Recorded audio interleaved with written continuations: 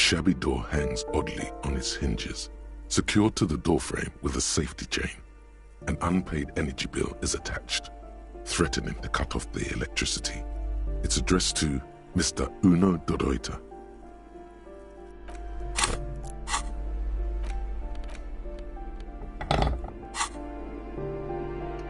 A shabby door hangs oddly on its hinges, secured to the doorframe with a safety chain. An unpaid energy bill is attached, threatening to cut off the electricity. It's addressed to Mr. Uno Doroita.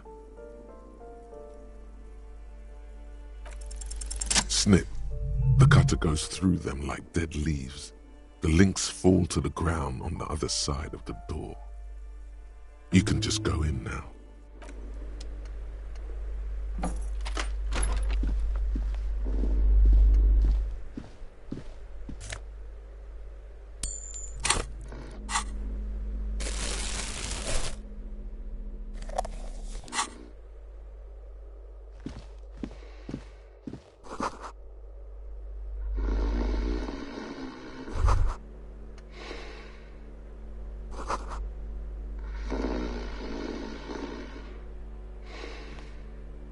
A phone book lies open on the table, covering a stack of utility bills.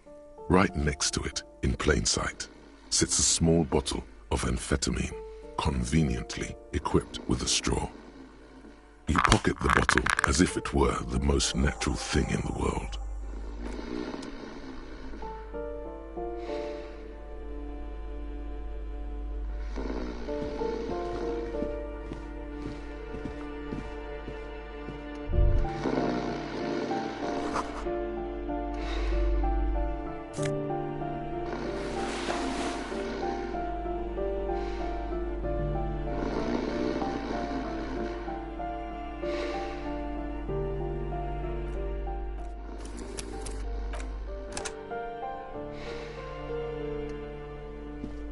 A bundle of clothes heaped on the bed, a stained parka, some towels and a duvet, some socks even. In the dark, it looks like a nest. Something underneath there is breathing.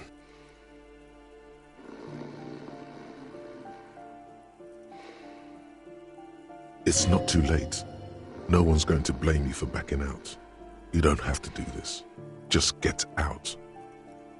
Your hand touches a greasy duvet covered in cigarette burns and ketchup stains. You hear a growl. There is something alive underneath it. It's deep in suffering somehow. You see a 60-year-old, fat, red-headed man passed out from large amounts of alcohol and God knows what else. The smell of shit rises from his mouth.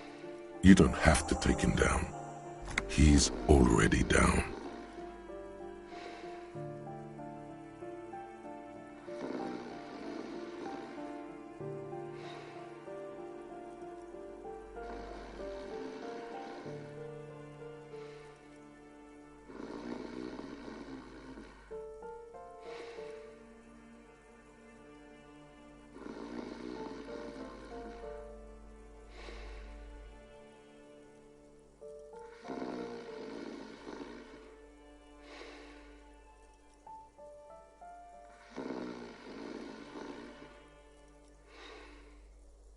The light from the window is weak, but it seems like he is. His wild, unwashed mane bears a familiar ginger tone. Even the hair on his chest is coppery. Don't forget his face, the bloated and reddened cheeks, the bulbous nose. This would be Kuno after 30 years of alcohol and substance abuse.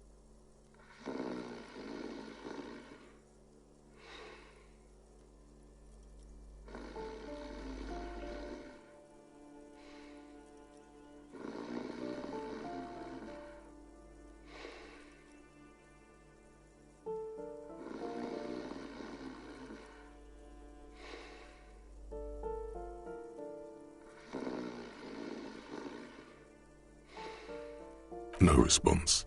A pair of half-open bug eyes is staring back at you from the dark, empty and frozen. It's clear that the person behind them is not awake. Fucking hell.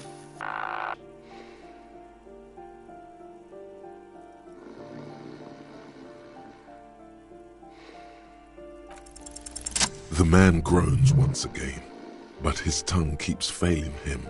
It's impossible to make out the syllables. A hand emerges from the blankets, trying to gesticulate something. And then it dawns upon you, clear and surreal. Pig, he says. He's trying to call you a pig.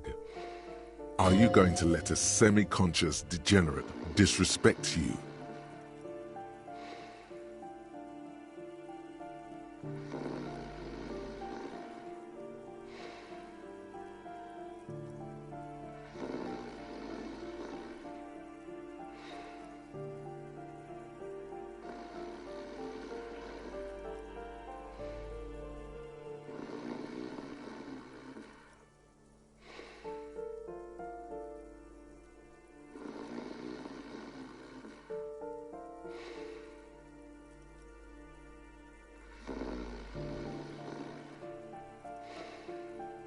His hand falls back on the bed, limp and defeated. A loud snore escapes his mouth. He's asleep again. The pile of blankets grunts. It's hard to say if there's anything left you could do. A lump of flesh is sticking out from under the blanket. It seems to be twitching from time to time, like the paw of an animal who's having a bad dream. And look, the other foot is camouflaged by a striped sock bearing the name Maxtor on the sole. 3 toes are poking out of a hole. A groan rises from the man's throat, dry like a death rattle. He's trying to say something in his sleep. Silence. Only heat emanates from the sleeping body.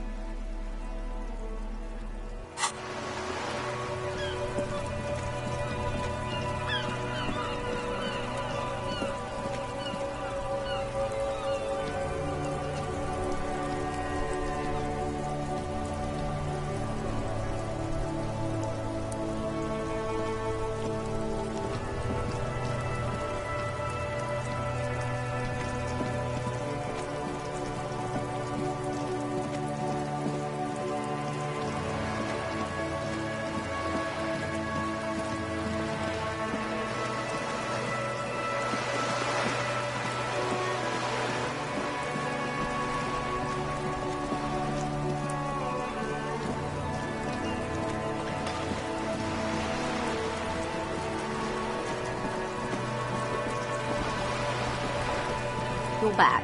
Good. What can I help you with? Not an umbrella, I hope. I don't need one myself, you see. All around you, rain keeps falling down. On the wooden boards she's standing on, and on the water around you.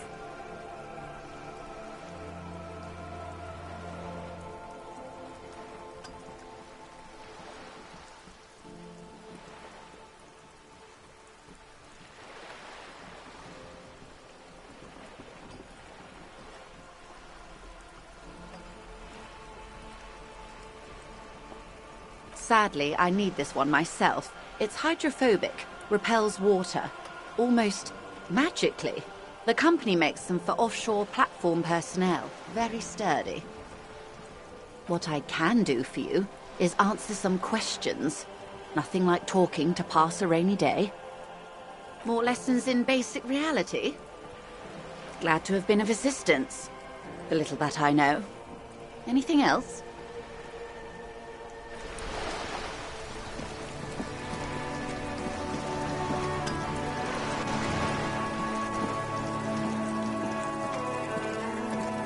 Hello again, officers. Have you come to admire my mural? What do I care about some fucking tin eggshells?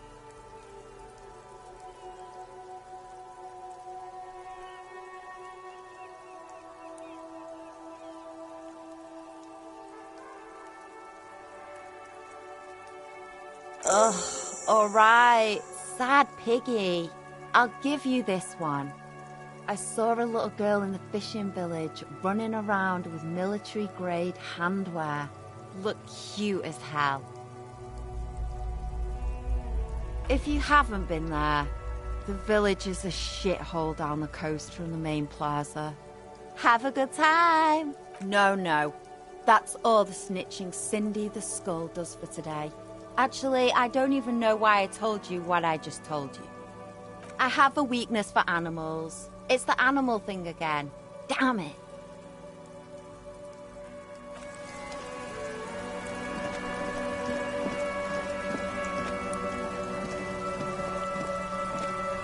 Just an ordinary war.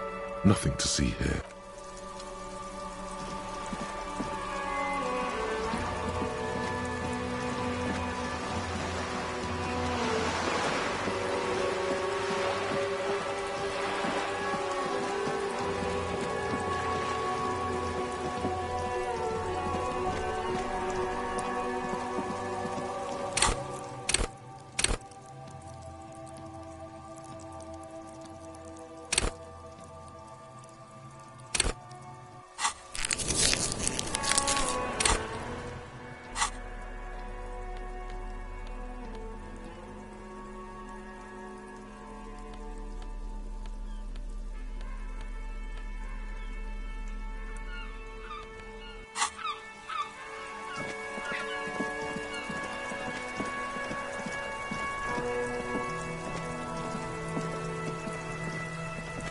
Fuck does Kuno care?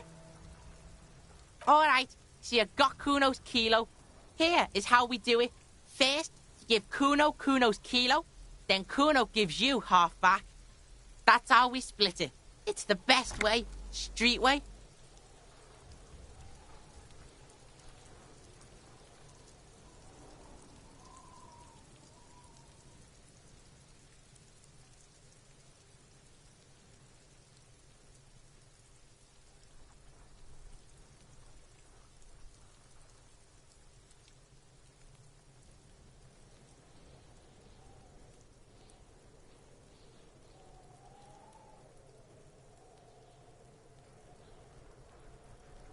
Word on the street is, you sent your little friend in dressed as a hooker, distracted him.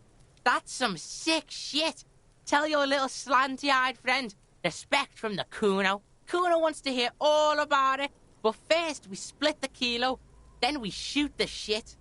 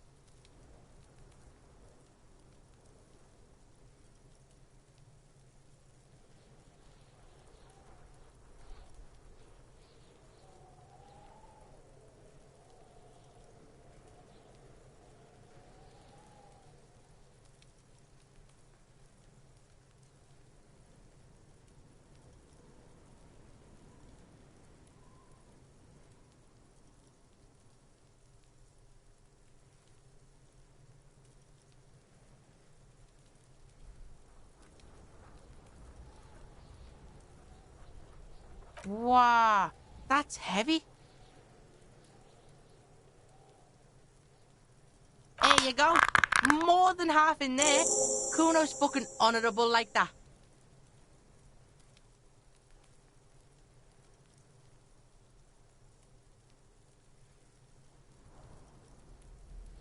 Now tell me, how the fuck are you still alive, pig?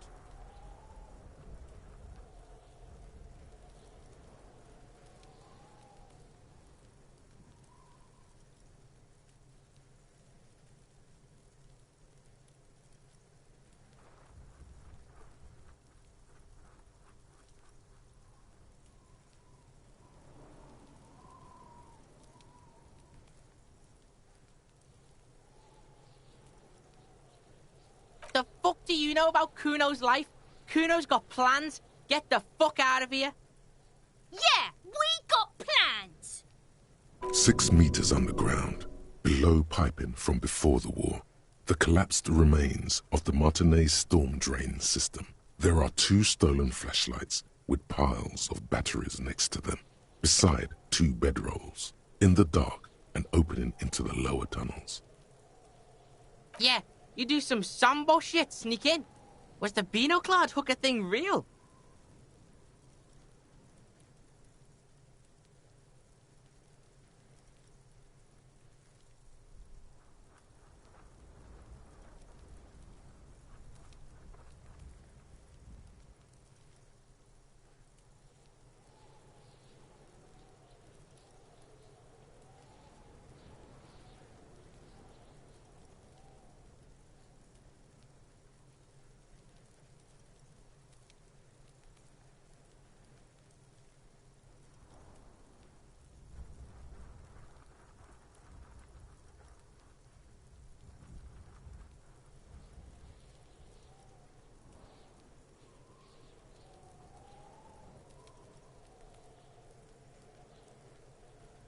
What?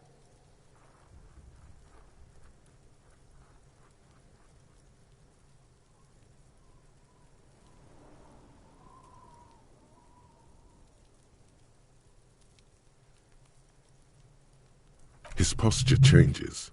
The swaying rooster motion stops for a second. Then he gets it going again, reorienting himself. Fuck right. Kuno's dad was sleeping like a bum. Kuno told ya. Kuno's dad doesn't give a shit about anything. Fucking breaking and entering shit. That's nothing to Kuno's dad. You got lucky, pig. Kuno knew this. Kuno's fucking violent fiend dad's been drinking hard lately. Kuno knew you have a way in. Narrow window. Kuno window.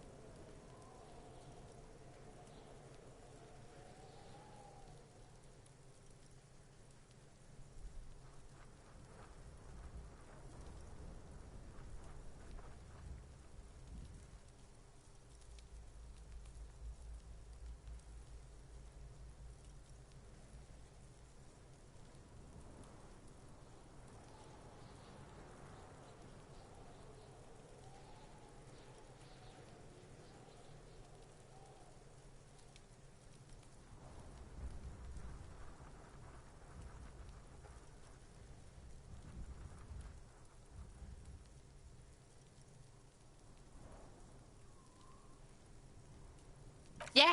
Kuno's dad is fucking nothing. Fucking coma shit, stroke shit. Kuno's dad is so fucking violent. He's had a stroke many times. Shit. Kuno's gonna have one too. Gonna be just like Kuno's dad. Speed shit, crime shit, fucking on the bed. Kuno's gonna go out like Kuno's dad. Revachol West style. Stop saying all this sad shit, Kuno. There's a touch of grief in there. Fuck are you talking, sad? Kuno's got hard shit, death shit, nothing shit.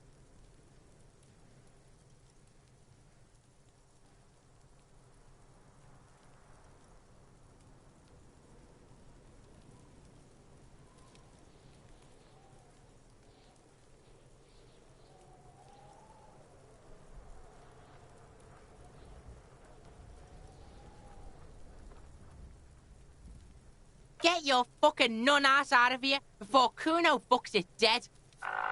You think 'cause you brought Kuno 1 gram of speed, your friends now? Turn into... Kuno ain't turning into shit. Kuno is that shit. Kuno won! Oh, you won, Kuno! Yeah, so fucking what? Fuck are you talking to Kuno about that kiddie shit?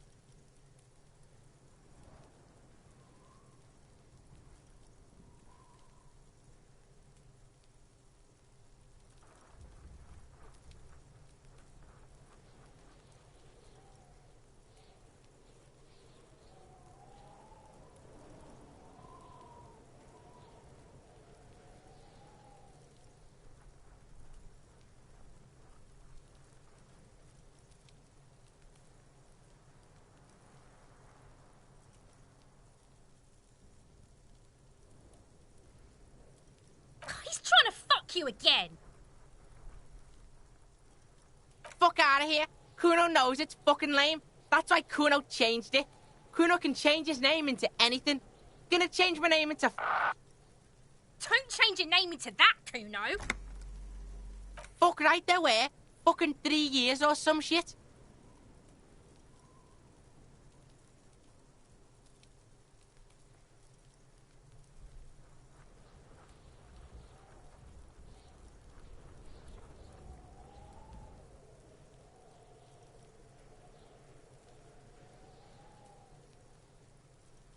That's right, it's a shithole. Kuno's gonna move underground, Leroy shit, ancient shit. Kuno's gonna live in a fucking catacomb. Yeah, in a tomb, Kuno. Yeah, pig, this shit is done. Now get the fuck out of Kuno's face. Kuno needs to drop the bomb. Kuno doesn't fucking care.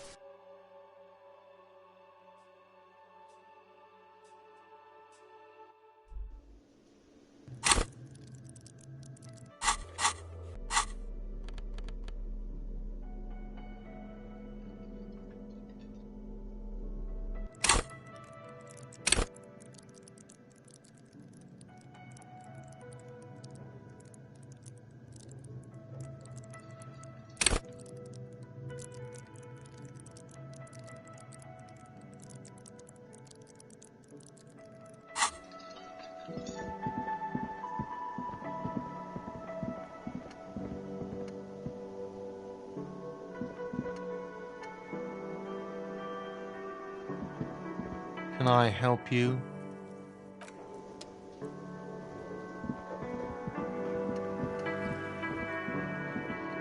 You see a heavy steel door with a prominent dimple lock.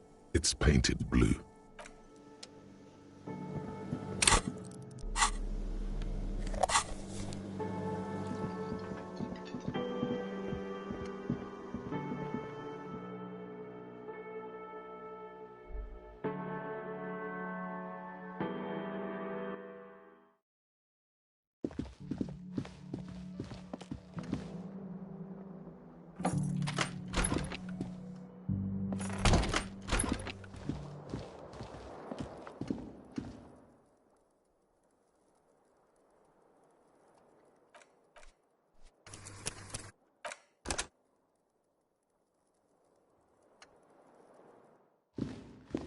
A mirror hangs on the bathroom wall.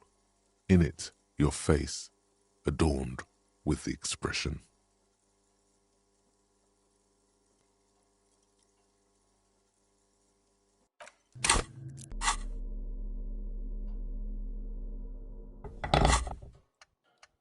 A mirror hangs on the bathroom wall.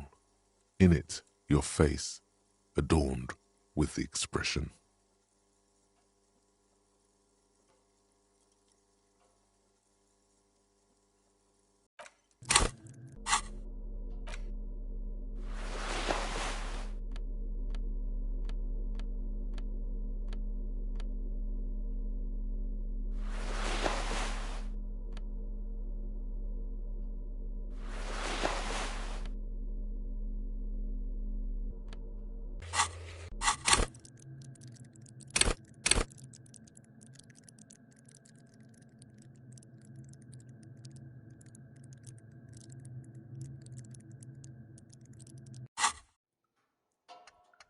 A mirror hangs on the bathroom wall. In it, your face, adorned with the expression. It's too late. Like an image on film, the expression belongs to your primary motor cortex. It would take a minor neurological miracle for you to cease producing it.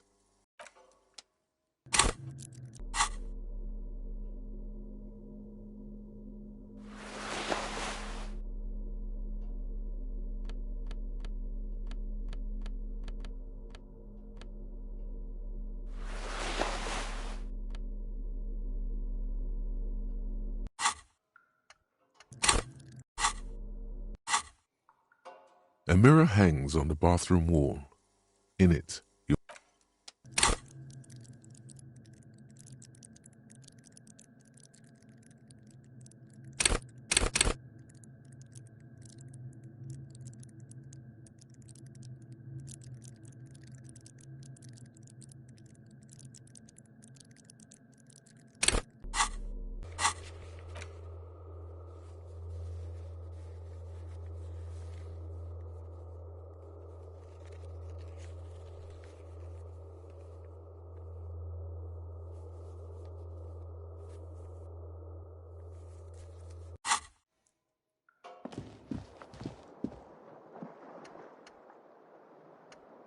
the bed is still cold from the broken window, and not too inviting, but it's yours. You've earned it. The bed is still cold from the wind blowing in from the broken window. The mattress creaks as you close your eyes and try your hardest to fall asleep. Here we are again, my broken bud. The waves are coming, carrying you away. But you can't go. No, you have to stay. Always half aware of yourself. You're not cooperating, brother man. It's your disgusting body. Even through your sleep you feel a vague discomfort suffusing it. Your belly and your sides are unpleasantly tender. You wish you could curl up into a fetal ball of safety. But you cannot, because of the pain. Every cell in your body is moaning in agony, asking, what did we ever do to you?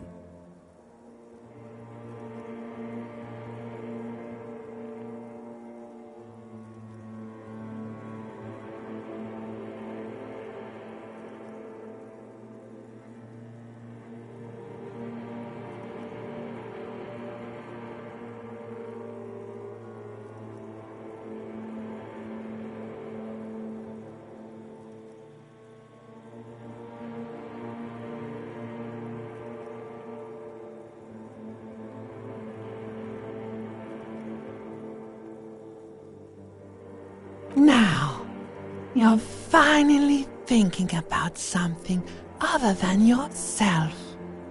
Let's see how far that'll get you.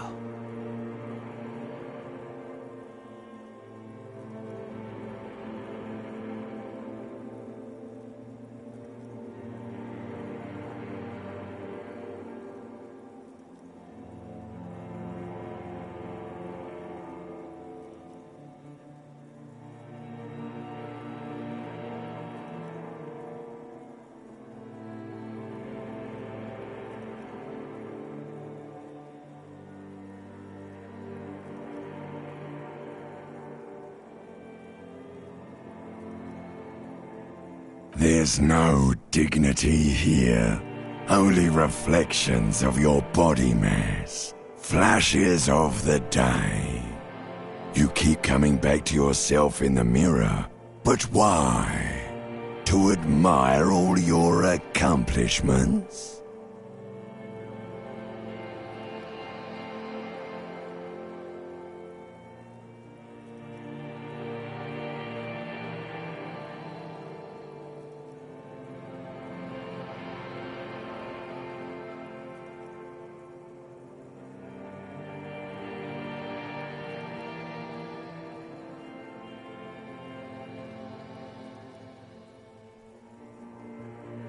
You're just stuck here, in the half-world.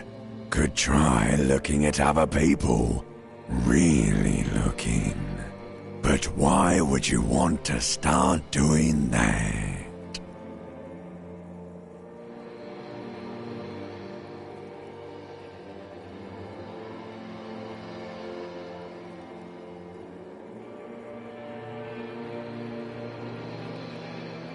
Sure you do. They're all so friendly, aren't they? At least they're interesting. Each one has a process just like yours, running in the space between their ears, full of secrets.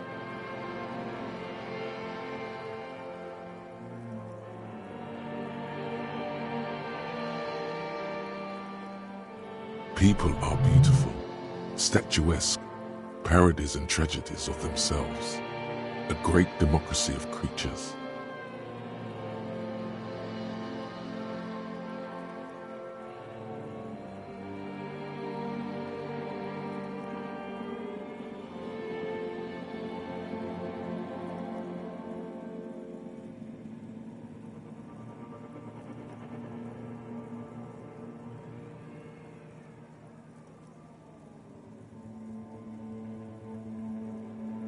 What do you think you're doing right now? Coming to some greater awareness? Look at all these lights, blinking in and out of existence. Thoughts! You're just pretending that you're asleep, even to yourself, while the world goes on without you.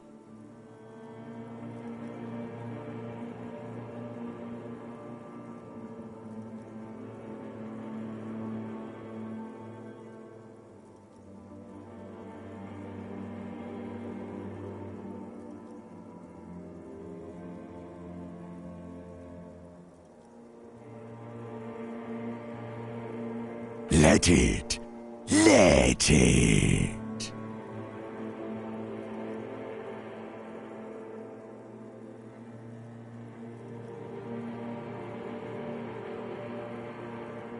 But it never seems to let you go, does it? Time to rise and wipe that shining sweat off as best you can. Gather your bearings. Rock and roll.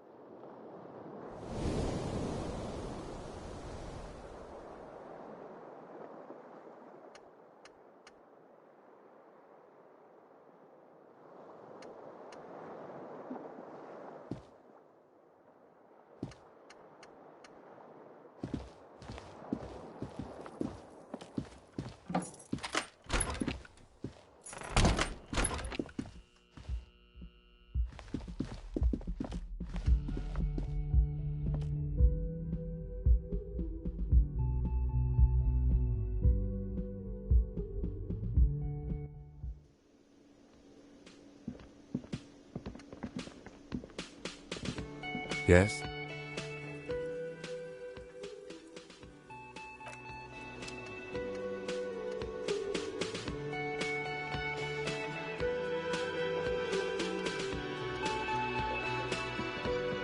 The woman in an RCM patrol officer's uniform winces as she notices you. I would really prefer not to talk to you right now. A patrol officer is the lowest rank in the RCM, below lieutenant and sergeant.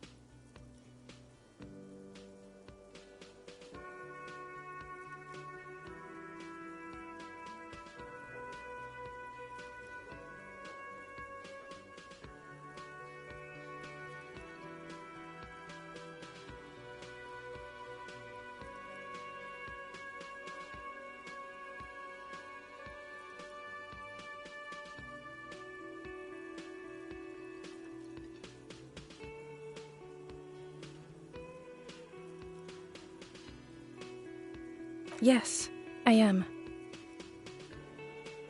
I know. Here's the real deal. I'm definitely not the cavalry. I don't know. I mean, why would I want to talk to you?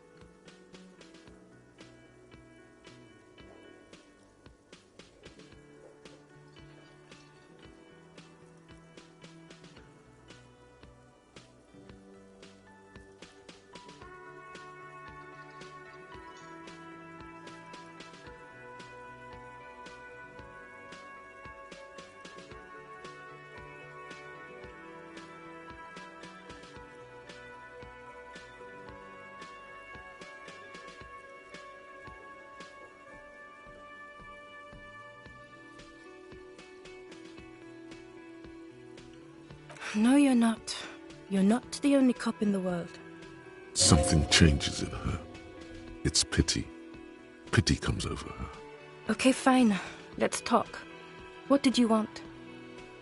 What precinct? Am I from? God, he doesn't know. Fucking deranged lunatic. You're getting an intellectually unsatisfying vibe from this conversation. Maybe you're doing something wrong. I don't know what to say. Don't say anything, Judith. Me? No. I'm just a man with sunglasses. I like wearing sunglasses inside. Sunglasses and a fucking wig. I'm just looking out for... You? No one. I'm just a man with sunglasses. And you are?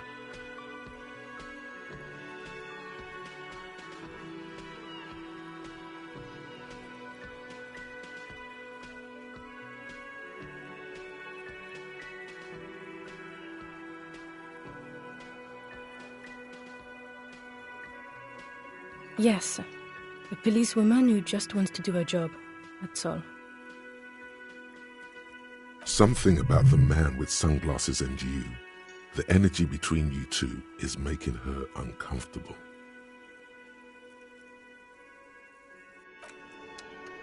You look like shit. And I don't mean that as a metaphor.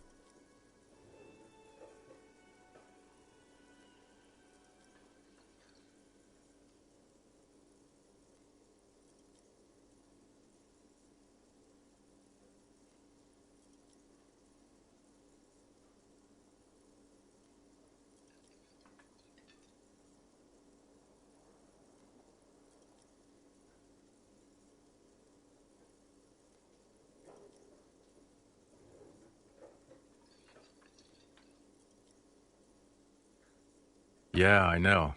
That's what I'm going by here. Oh, come on, Jean. It looks like it's been a rough week on him. It's not just this week. What do you want? There's something about this guy that matches with a face in your head. A similar but different face. The suit, the sunglasses, the haircut. He's famous. That's how you know his face.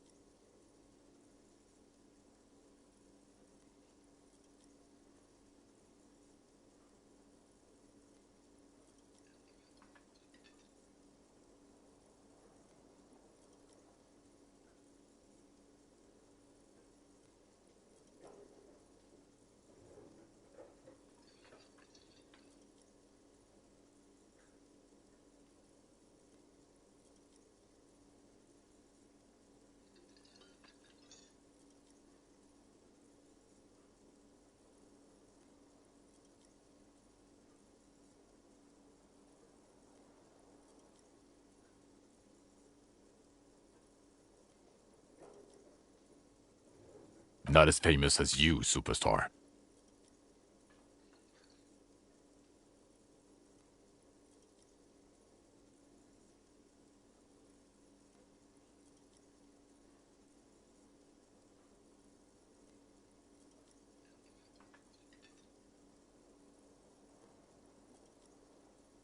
Oh yes, big time. Who hasn't heard of the far-out son of liver failure?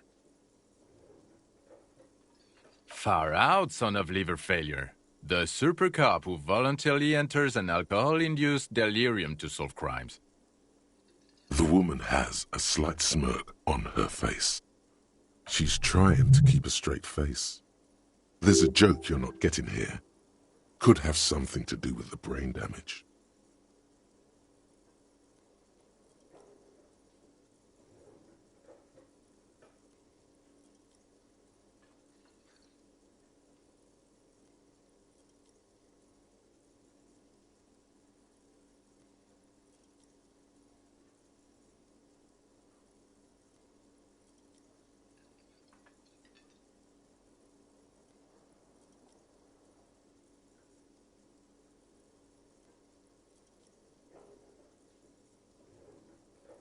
No, not entirely.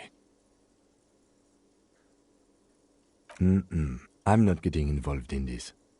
It's not my style, he thinks, glancing at the man in sunglasses and the woman beside him. Oh boy, they're mad at him. No wonder. He just doesn't recognize them.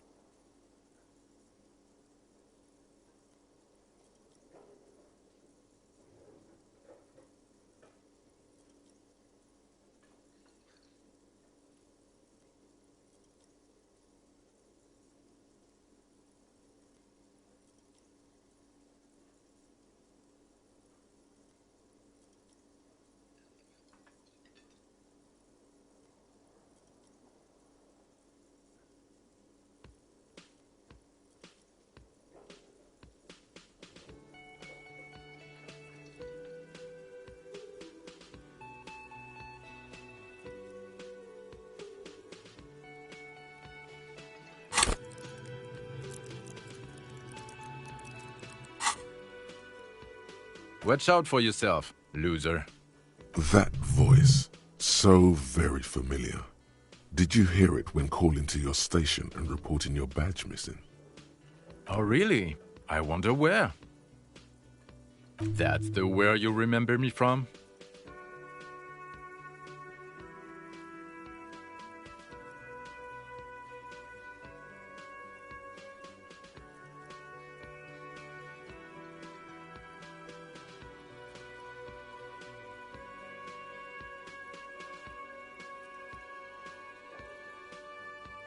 You don't say. Goodbye then. The voice thing was a coincidence. Run along, asshole.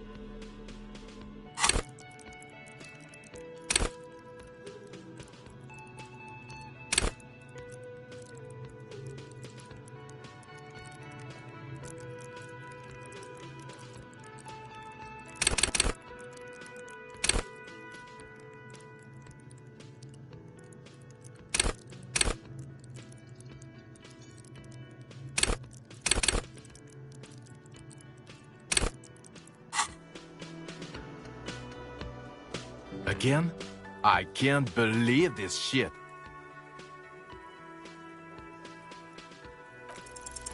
There's something that binds you to him. Some kind of an outfit, maybe. A uniform.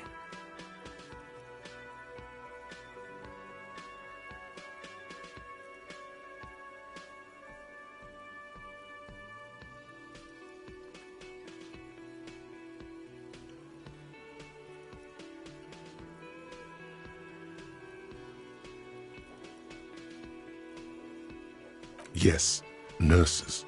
Why not? Why, yes. Yes, I am a male nurse. How could you tell?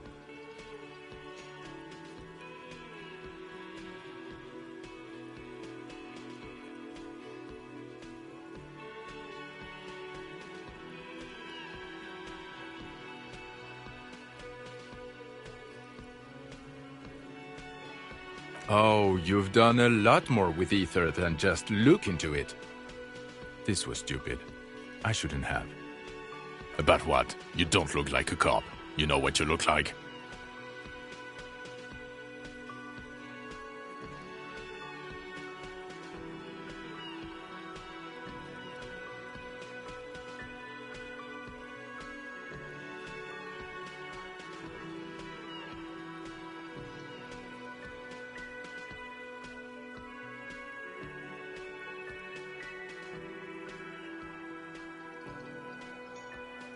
Oh, well, go solve your case then. That would count as trying hard. He didn't answer your question. No. 'Cause it's not my job. Why don't you go and fucking do yours and solve this damn hanging?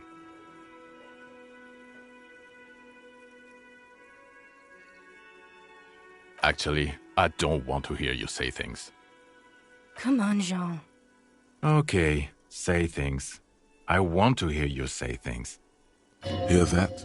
He wants you to say things. Say one. Suddenly, out of nowhere, case-related things start popping up in your head.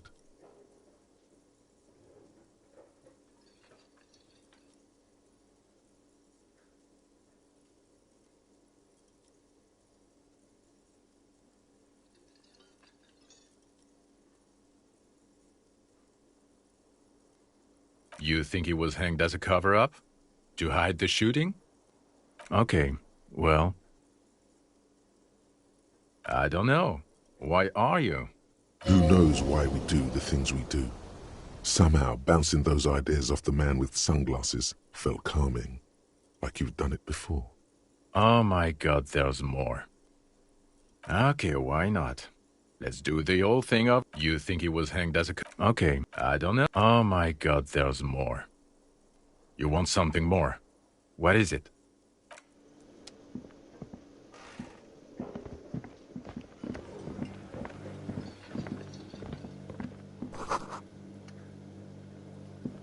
The man ponders his cooking utensils and gives you a little nod, acknowledging your presence. He looks up at you, then looks away quickly, shrugging and muttering something to himself. Shrugging is an international sign for, no, I don't know what's behind that door.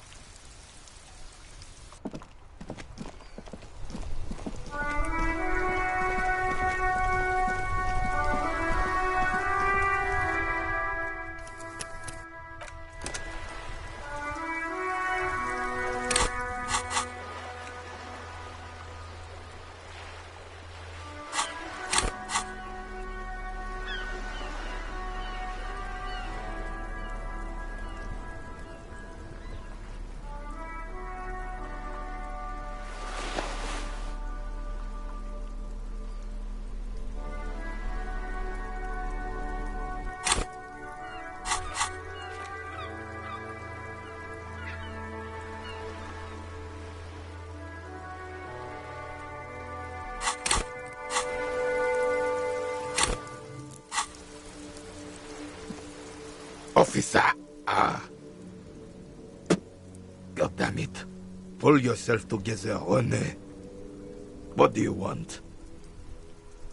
It's a Belle McGrave. 4.46 caliber. Breech loading. Revachol made. Good weapon. Accurate and reliable. His moves are quick and precise as he first checks the weapon, then aims it at the sea. This man knows firearms intimately. This one's inoperable.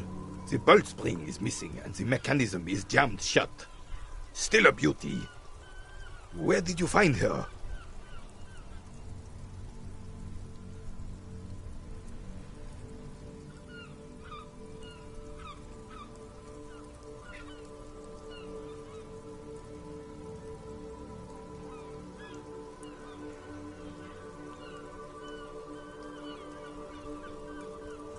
I'm not surprised.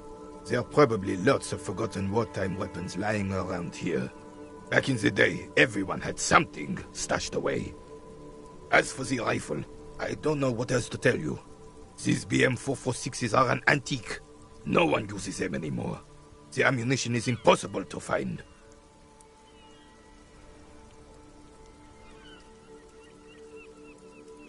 What is this? Are you mocking us? This isn't for pétanque. Now, no need to get angry again, honey. I'm sure the officer tried his best. It's not like there's a bull kiosk here in Martinez.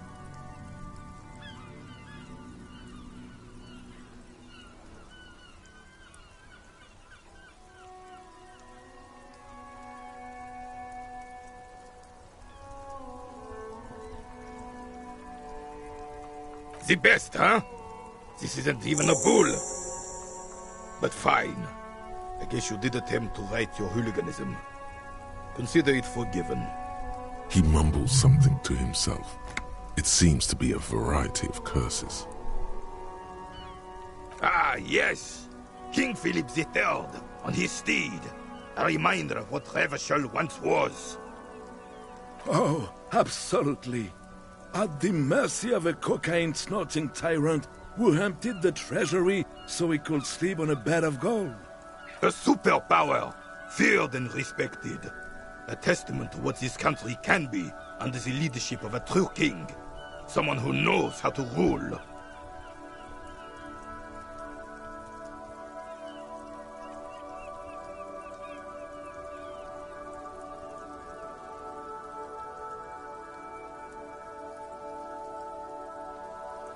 Decisively, without fear of offending the sensibilities of the frail and weak-minded among his subjects. This is something the insurgents never understood.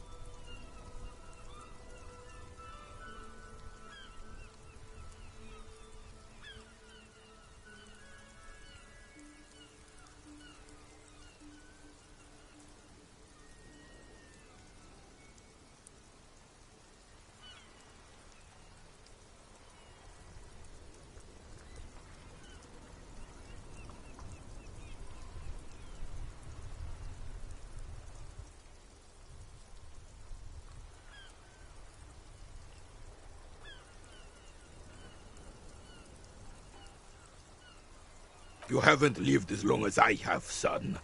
With age, a man learns certain things about real power, or else ends up a spineless socialist rat, like Gaston here. And the worst part of that, officer, is having to spend your days playing pétanque with an angry snake.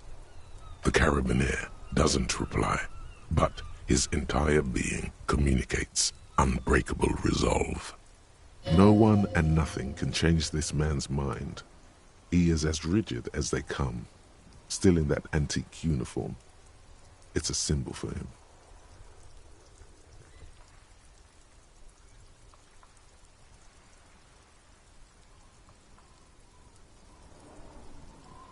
Oh, old Philip was a big fan of the purple nose candy the nobility loved so much. A cocaine connoisseur of sorts. His egocentricity is borderline legendary. You can't even take responsibility for yourself. How could you fathom the responsibility weighing on the shoulders of a ruler? That's why the Philippian kings use cocaine, for clarity of vision, to aid in their work. Regnum cocainum. Reverschol's finest years. Of course. Clarity of vision. Awareness. Philippe III was even brought into this world with the help of cocaine. The court medic administered a dose to his mother when she was in labor, and it is well known that with the help of cocaine, only the purest, of course, he was able to connect with higher realms. Higher realms. Of course. It all makes sense.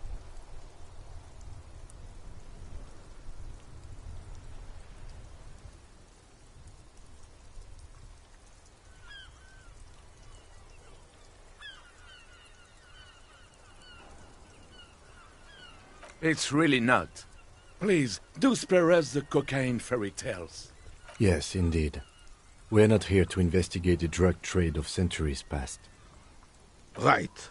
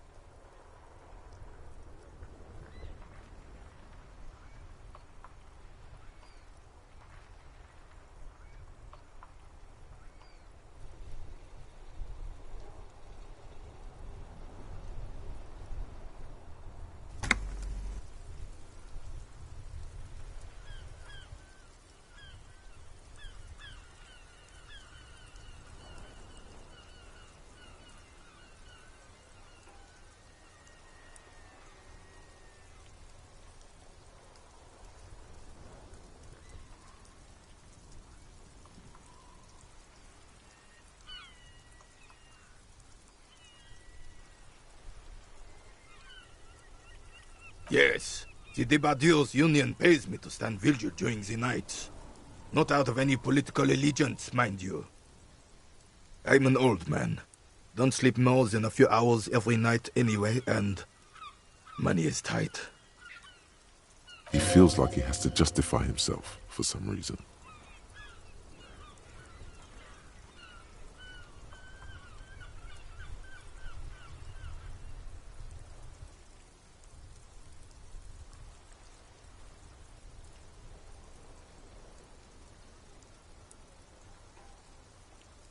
She is nobody. This is none of your concern, and I refuse to discuss my private affairs with the RCM.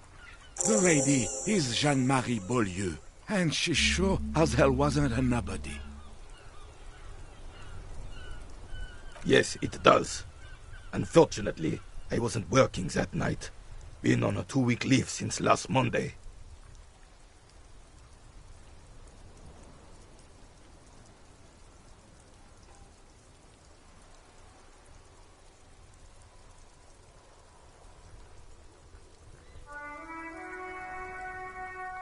It's a private matter. Nothing to do with your investigation. You see, officer, René is the kind of man would rather die than admit he needs medical assistance or, God forbid, sick it. A real man's man is just gonna ride it out. I'm fine, goddammit. Mind your own business. It's nothing. Just got to cut back on coffee. No one. The bus has been unmanned since last Monday. There's no other guard. It's just me. No one has been guarding the container yard since last Monday. Yes. It's not actually an issue. I mean... Look, officers. The container yard doesn't actually need a guardsman. Never had one before René. Monsieur Claire had that booth built specially for him. It's mostly decorative.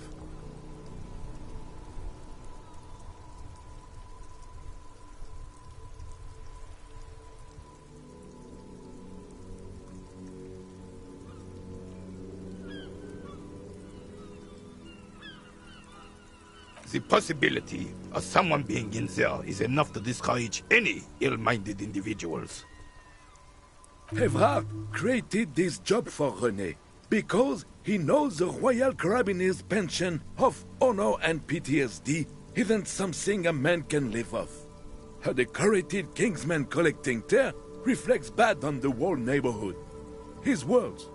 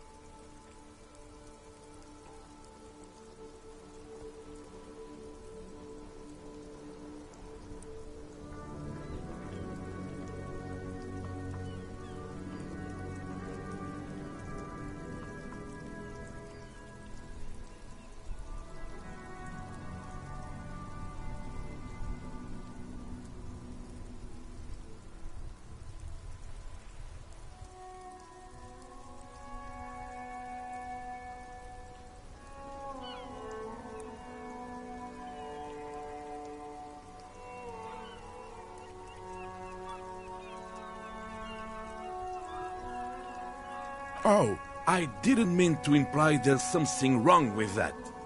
I do it too. Everyone does it. It's an excellent side thing. Yes, yes, yes. Can we conclude the topic of my guard boost now? He is not going to become an entrepreneur.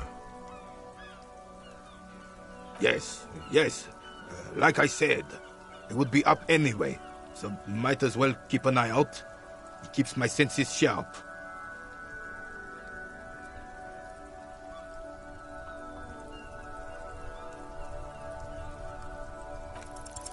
All you observe is a veteran refusing to let go of the past and his old uniform. This is not uncommon. This is the uniform of the Royal Carabineers in service of Frissel I, Guillaume le Lion, and the valiant King Philip V before him. Don't you mean Frissel the Fan? You do not speak his name, Craven, although he was a clown. But he was our clown, ours to ridicule and to mourn. There's something you missed. You will get to it. Don't worry.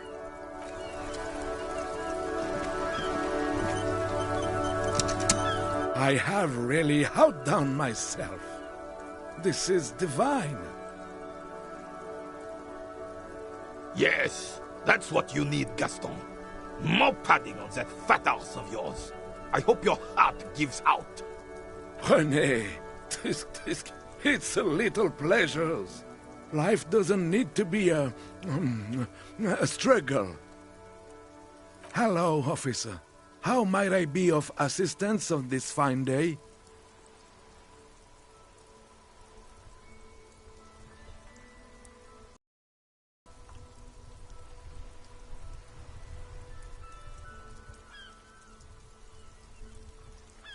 Oh, sweet Jenny. She was the finest woman in all of Revachol. Maybe the entire world. Do not defile her memory, Gaston. Let her rest in peace. His tone lacks its usual intensity, like he doesn't feel he has the right to speak on the matter.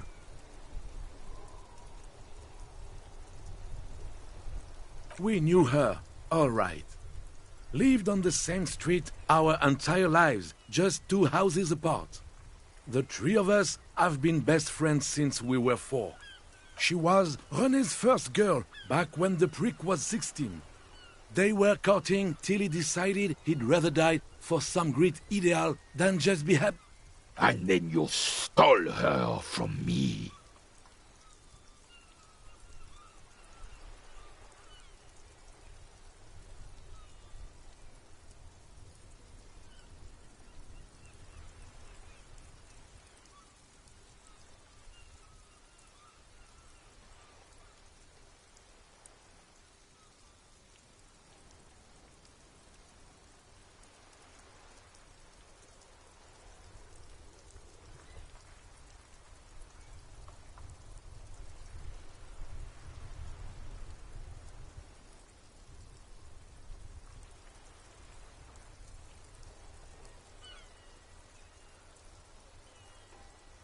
Well, technically, you stole her from me, because we'd been pretty close ever since you two had that falling out over the ink you spilled over her pretty yellow dress.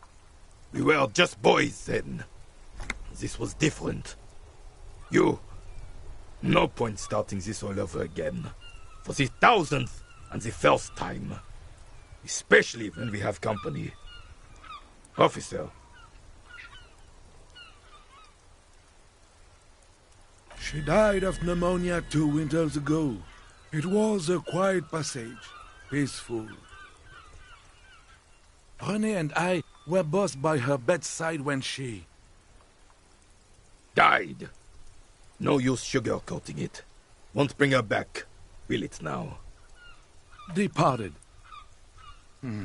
Until the very end she couldn't decide between us. The most indecisive woman I've ever met. She could never make up her mind about anything. What to have for breakfast, favorite color, or which one of us to marry. She was always leaving one of us for the other, but never long enough to actually get married.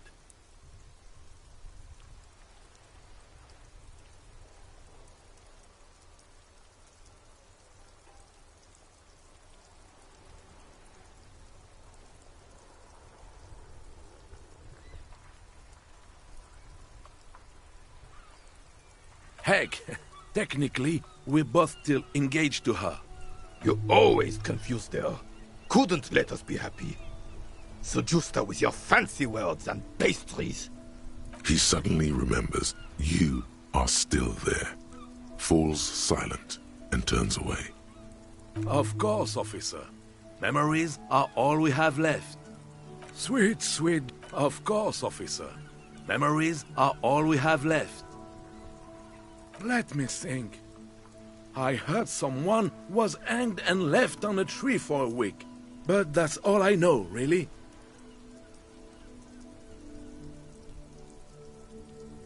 No, officers, I'm sorry. And I really would like to assist. You are both good guys. I can see that. Then help them, you wimp. You have plenty of shoulder with your ghost caviar in the Union. Someone must know something. I wish I could, but I just don't know anything. I always keep my nose clean and don't gossip. Everyone knows and respects that. Respects? I'm not even anyone. Of course he's holding back. His mouth is so full of Union prick he can't even speak properly. Can I at least finish my fucking sentence before you piss on it? Is that okay, René? I'm not anyone important in the Union. I just know Evrard. Everyone in Martinez knows the Clare brothers. I taught these boys human studies and history in the gymnasium. What do you know about history? You never witnessed history. Only heard about it years later, when it had already moved on. You don't know history. The old soldier mumbles something under his breath and turns to face the sea. There he stands, proud, rigid and alone, like a cracking marble statue. Let's try not to get caught in a crossfire. Lest we leave riddled with bullet holes. This animosity is ancient. Oh, in many ways, yes. Like an honorary member. I attend meetings and parties. Help with little things. Evrard, Edgar, and the older debarders all know me. Oh, yes. Not in the technical sense. I don't have a vote or a membership card, but Evrard keeps me on the payroll, just for the little things. Of course he's not a member. He's not a member of anything. I knew that. He's a Weservein. Turns the way the wind blows and tries to look important. I hate the socialist rabble, but even siding with them is better than living your entire life on the fence, never committing to anything. Pick a damn side already. Writing work mostly. Occasionally, he needs something written, and I happen to have a way with words, people say. Oh, nothing official, I assure you. Just essays for the newspapers. About Martinez and how things are and how they could be. Evrard and I have these long talks where... Well, he tells his little pen man exactly what to say. It's commie propaganda, plain and simple. You should be ashamed of yourself. No, thank you.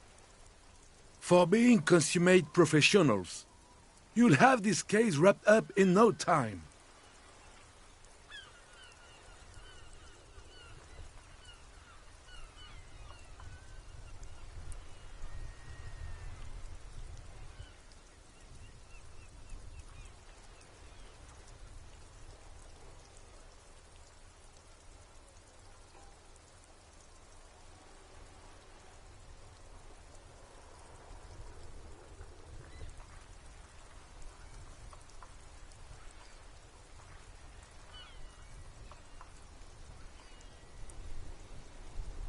I'm sorry, officer, but I really don't share food.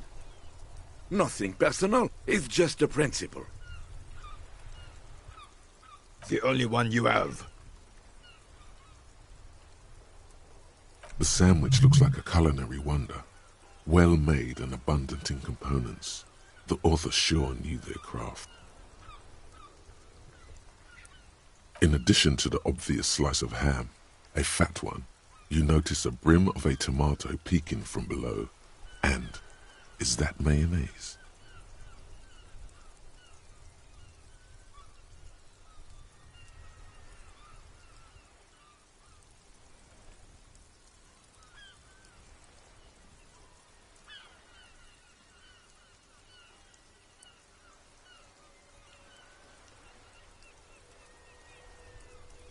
Believe me, officer, I wish I could help you, but I need this sandwich to keep my blood sugar stable.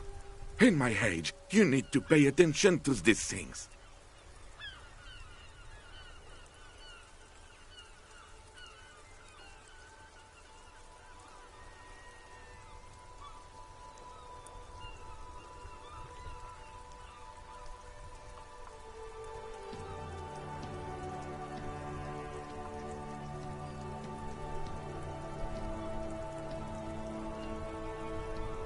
Fuck off! It's mine!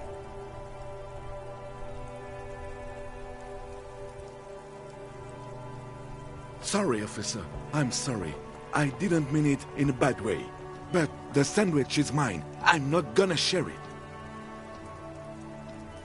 When the dissidents come to rape our country, he hides. But try to get a bite of his dear sandwich and he gets claws? We are a special kind of vermin, Gaston.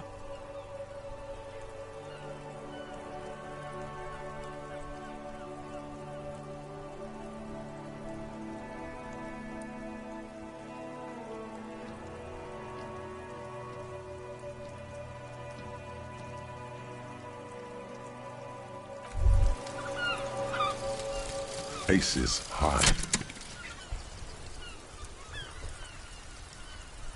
For the rest of the world, the Aces High is just a cool Revachol thing, politically neutral. In Revachol, it still holds revolutionary connotations. Also, have you looked at Lieutenant Kitsuragi's clothes? He wears a bomber jacket, just like the ones worn by aerostatic brigades, and those cargo pants could store tools for hot-fixing your aerostatic. Maybe you should ask him about this.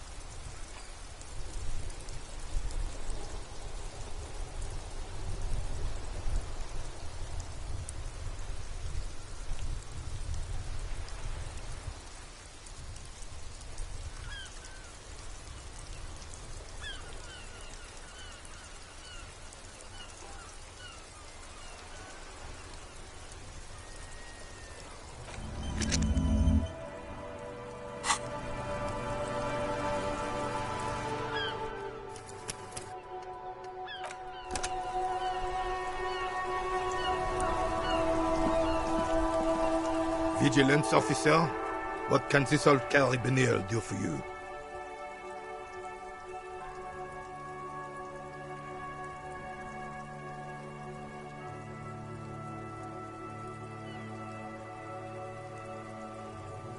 There's nothing for you to understand here. It is not her death you are investigating.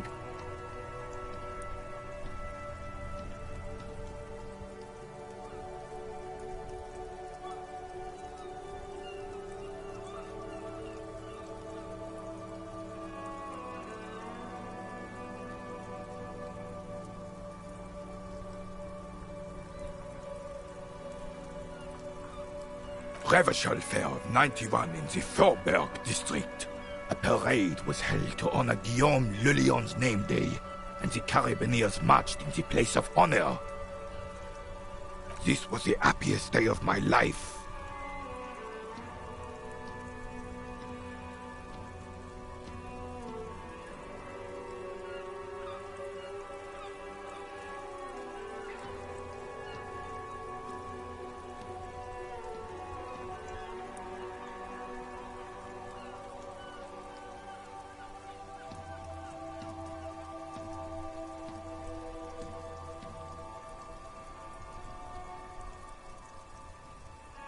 His face is motionless, like a marble mask.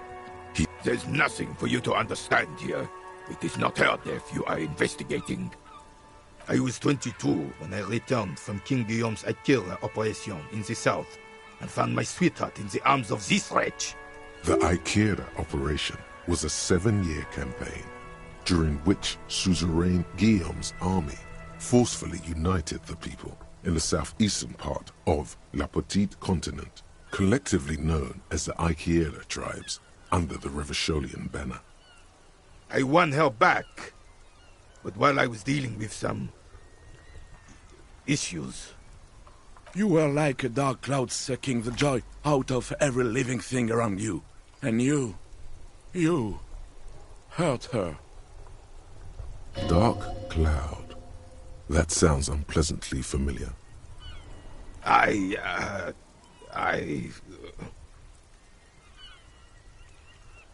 Those days and memories are gone. The old soldier says nothing, but when his glance quickly runs over Gaston's face, there's an odd look in his eyes.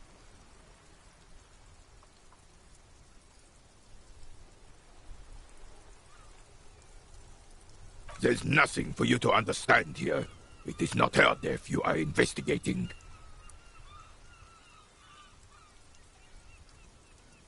Absolutely not. She died of pneumonia in her bed at the age of 79. This is highly usual.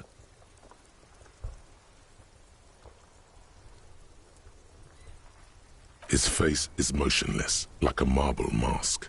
He doesn't comment.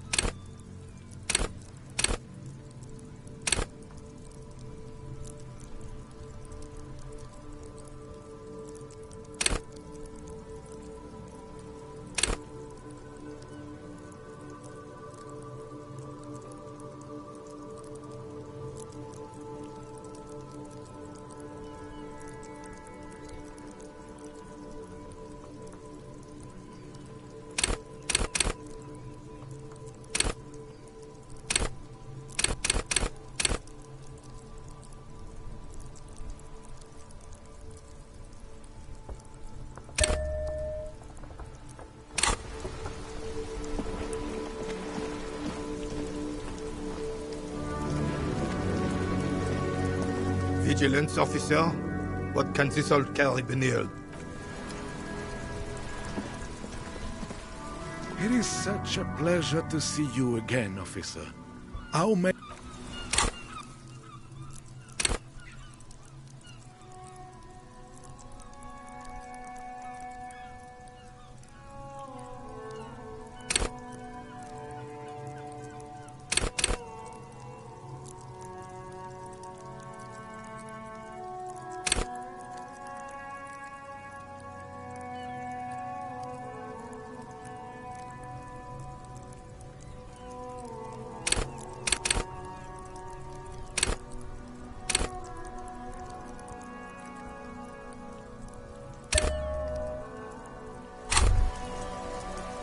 Something isn't right about this game.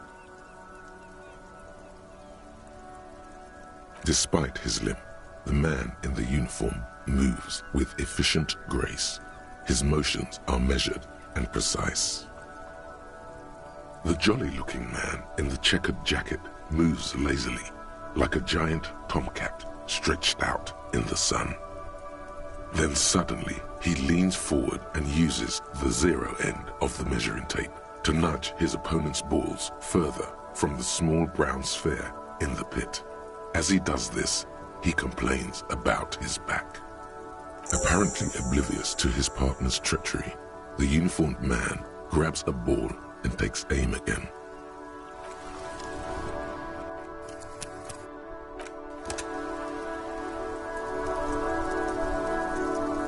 It is such a pleasure to see you again, officer. How may I head the citizens' militia on this fine day?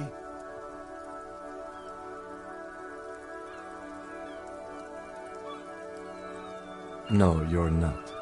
Enforcing proper conduct in an amateur pétanque game is not something the RCM involves itself in. It doesn't matter.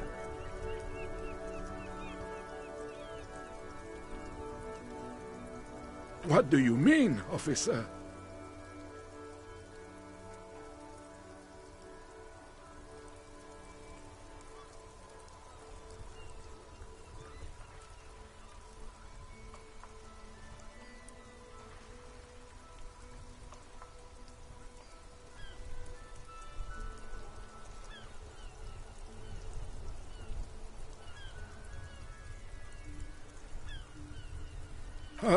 It's not very good, officer.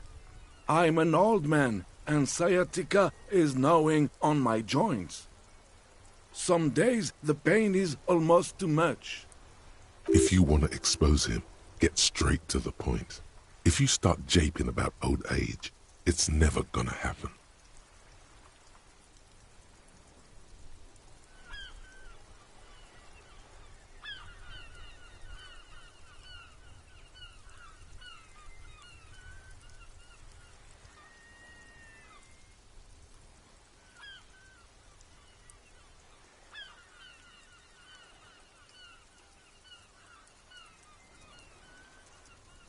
What?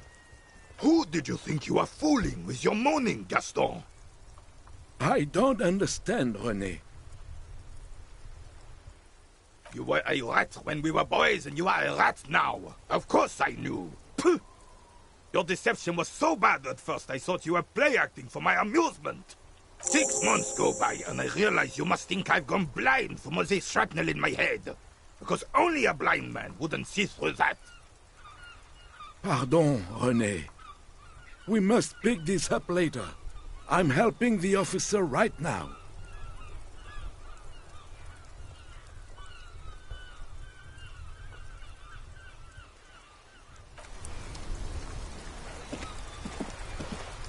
Vigilance officer, what can this old carabinier do for you?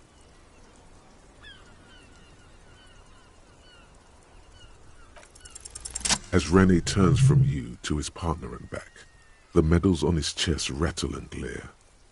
He keeps his spine straight and his ribcage lifted, displaying them proudly. 2. The larger one is shaped like a cross, while the smaller medal resembles the sun. A crowned head in front of 2 crossed rifles. The medal hangs from a blue striped triangle. It's the Croix de Bravoure, Cross of Valor. The cross was the highest battlefield decoration in suzerain's armed forces, awarded for exceptional bravery in the line of duty, in service of King Frizzle I. A small blue star inside an orange sun. It has the word Valiance written below. The setting sun was a decoration used to distinguish seasoned combat veterans in service of King Frizzle I during the Revolution. For bravery. It's a conflicted topic for the old veteran. There must have been a number of controversial episodes in his service days.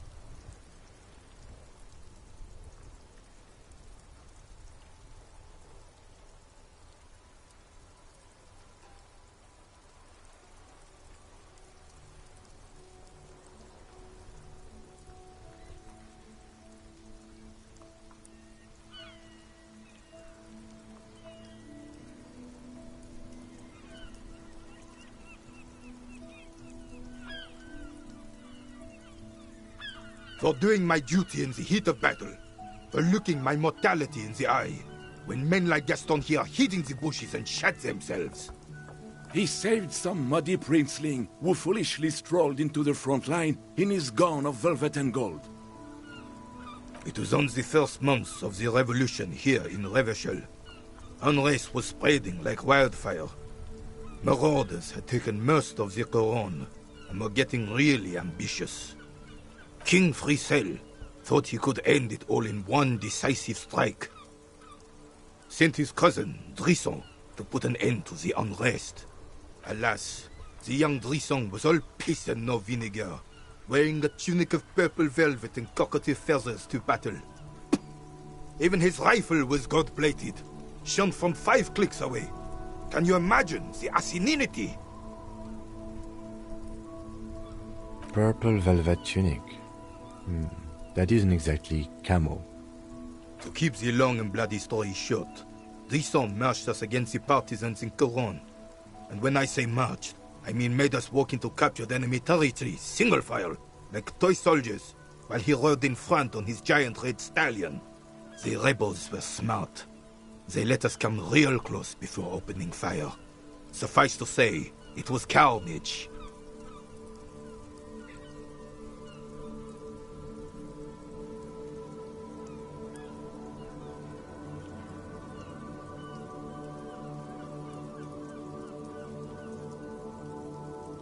I got shot in the left shoulder and went down. Just a flesh wound. But just as I turned over, the prince fell into the mud next to me. He was missing his lower jaw. Then his horse, driven mad by the noise and smell of gunpowder, stepped on my leg and shattered my knee. Hang on to the story. Veterans get sentimental after such retellings. This might yield something useful. I grabbed my sidearm and shot the beast in the head. Then everything went black. Capitaine Arnoux, le fléau des chevaux. When I came to, it was all over. It was just me and Jolas Tresson, gurgling in the blood-soaked mud right next to me. The dink had taken numerous flesh wounds and lost a lot of blood. But despite missing his jaw, he seemed hesitant to die. Tougher than he looked, that one.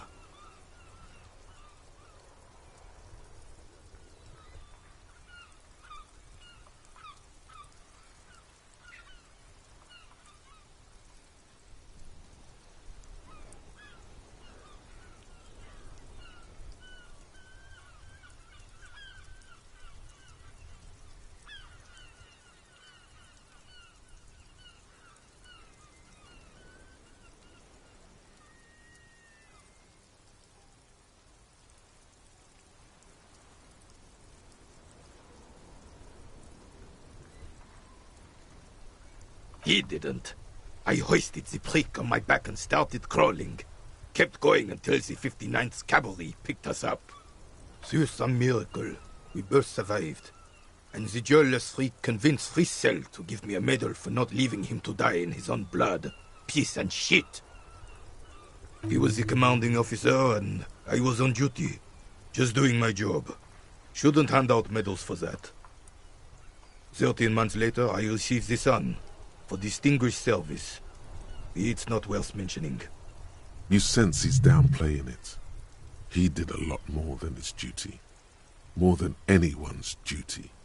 It's in his spine, in his billowing breasts, and untarnished self-worth. The old carabinier stands quietly like a statue, his features motionless.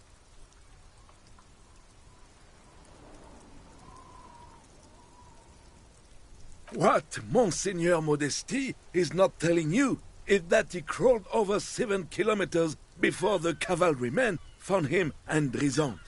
2 days later that was. And that even while crawling with a mangled half-dead prince on his back, he still managed to murder 3 rebels on his way. Is that pride in his voice? It's deep down, but maybe even unbeknownst to the man himself. It's there.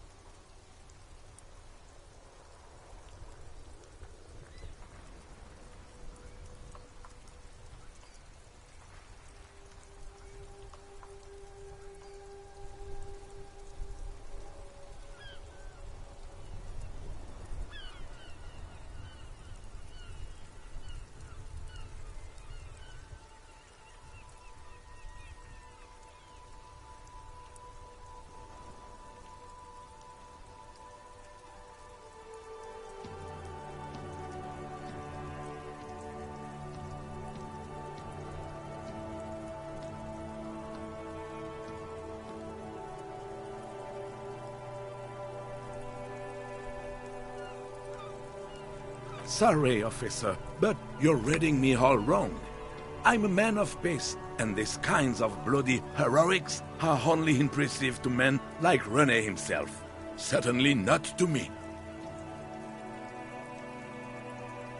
How did you find the story to be, officer?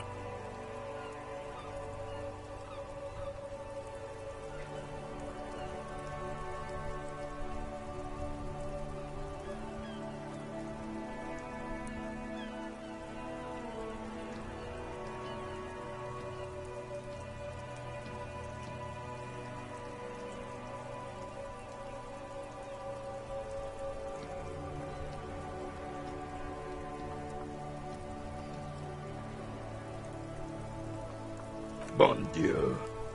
You and Gaston must be related. His blood runs yellow too.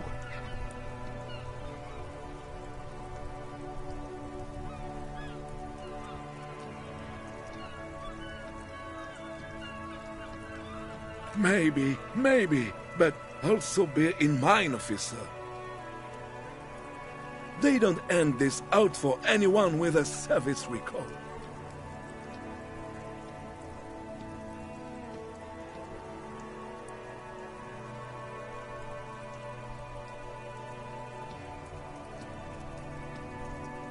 Oh no, you have to get shot. Repeatedly. And you need to get your hands bloody too. Really, really bloody. Do not speak of what you know nothing about, Poltroon. Duty is something you will never understand. Bah! There were many such stories in those days. Many such men too. True Eversholians. Men with backbone. Oh yes, René, yes. Men were bigger, girls were prettier, and everyone wore the fascia. Lord, please, bring those days back, if you can. I'm not getting into this with you again. Officer, was there anything else? You should try to come up with a heroic story of your own. Impress this old soldier.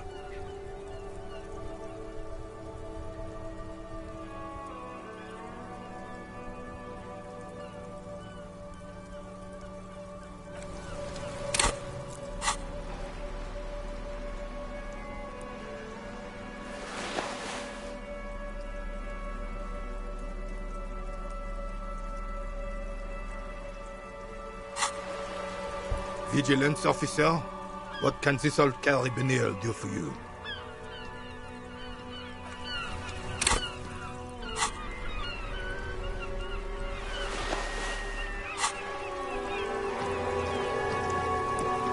It is such a pleasure to see you again.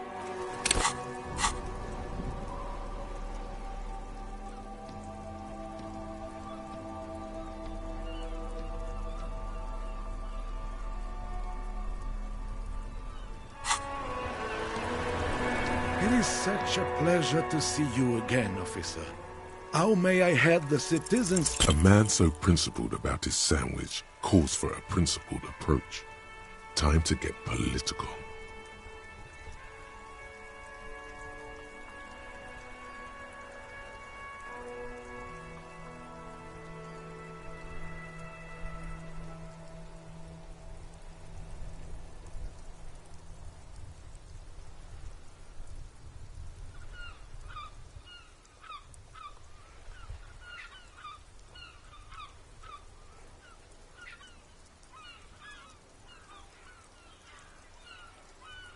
You really do. Now, unleash the fury.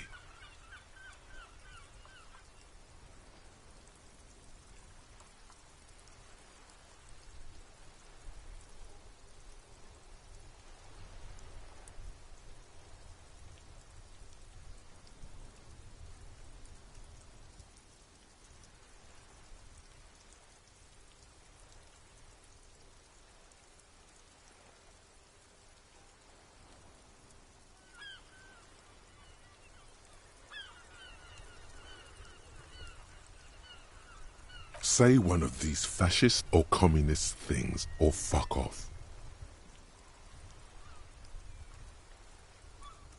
Whoa! Easy there, Goldmouth.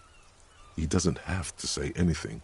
Re-engage cop mode and bail out, if you like.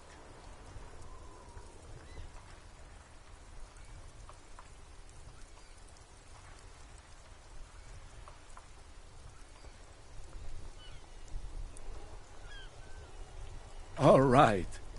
Let's hear them, officer.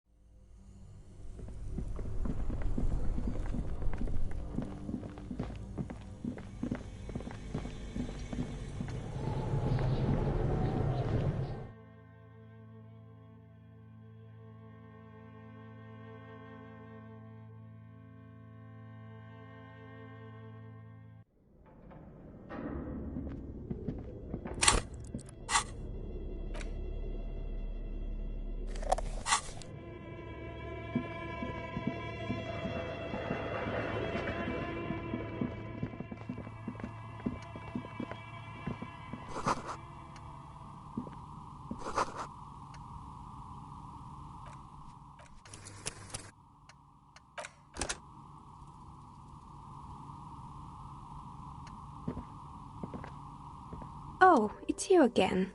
Are you looking for a die? Very good. That will be 7 real for 1 custom die. Here's the cursed die you ordered.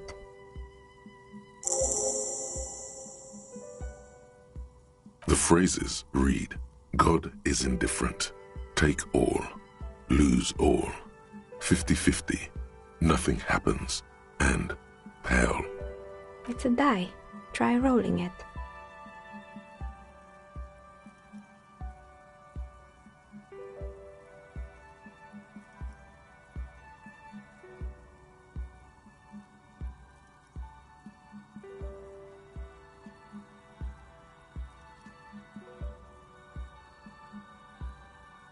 You throw the ball on the floor, and it ends with one of the phrases facing upwards.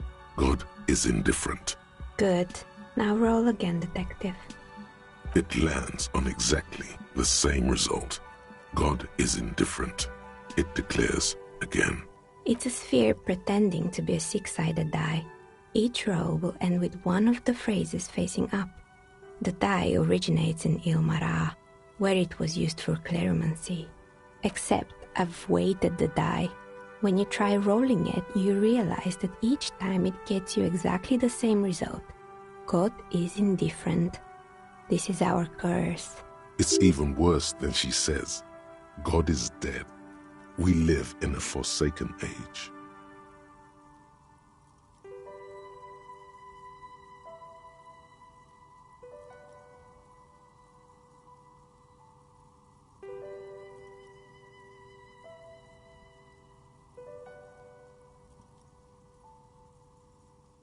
In the face of death? No, not really.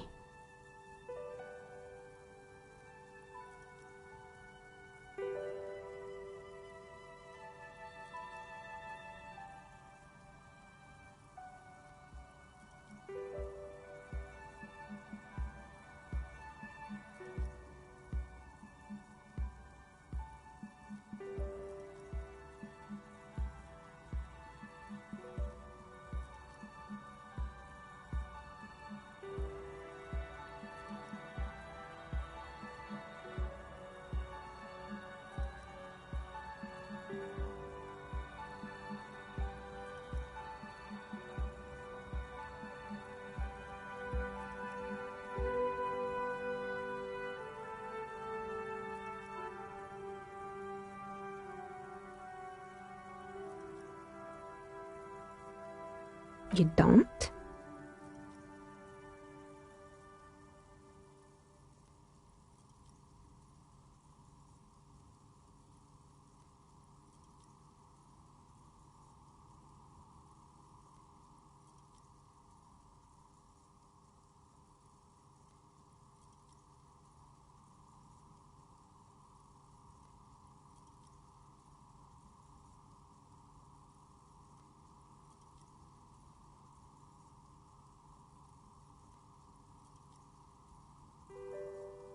I guess you can find some temporary solace in that, yes.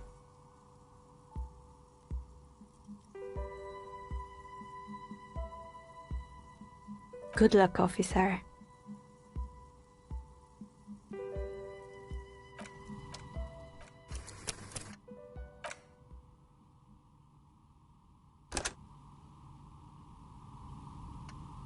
Oh, it's you again.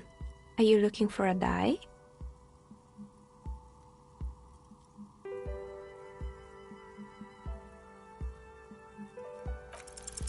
A gust of cold air sweeps through the chimney. The stones and minerals on the shelves rattle as though agitated. For a moment, it almost feels as though you're outside the building, exposed to the atmosphere.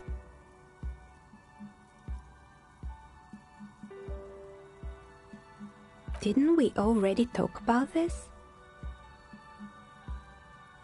What are you talking about? My address is exactly the same. Rue de Saint-Guilain 10. No, the old coal plant that used to be here was subsumed into the new venture.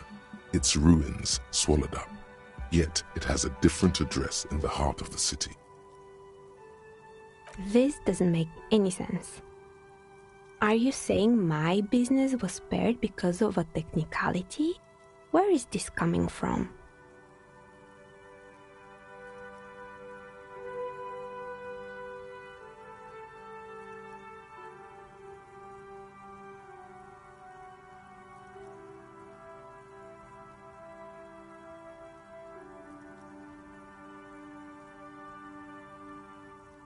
And what? Does it mean that I'm safe from failure? Don't let her become complacent. She still needs to ward her soul against the evil forces.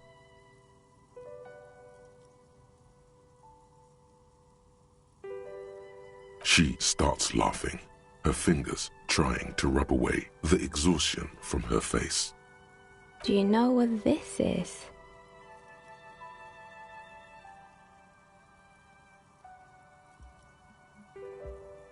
It's a mourning ring. I made this when my first company failed. It was a small jewelry shop right here in the East Delta Commerce Center, built with the little I inherited from my parents.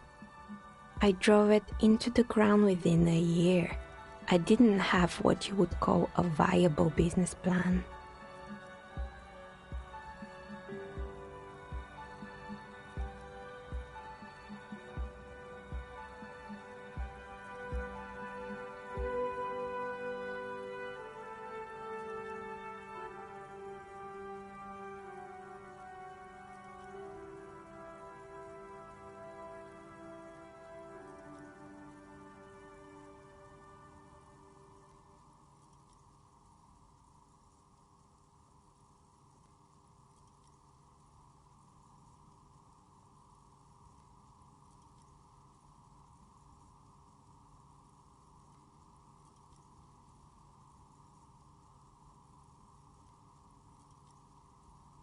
No, you're right. I didn't.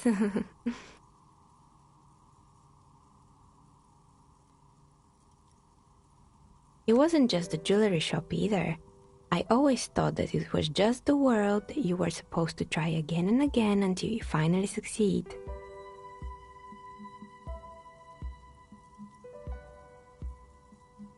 And now you're telling me what? That it was all because I didn't run my little shops and ventures from a dump inside an abandoned chimney?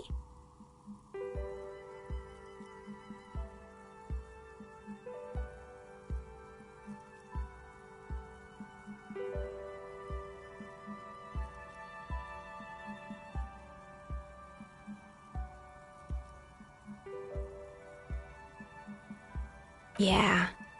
Or maybe it's the entire world that's cursed. It's such a precarious place. Nothing ever works out the way you want it. That's why people like role-playing games. You can be whoever you want to be, you can try again. Still, there is something inherently violent even about dice rolls. It's like every time you cast a die, something disappears. Some alternative ending, or an entirely different world. But anyway, thanks for sharing your theories, officer.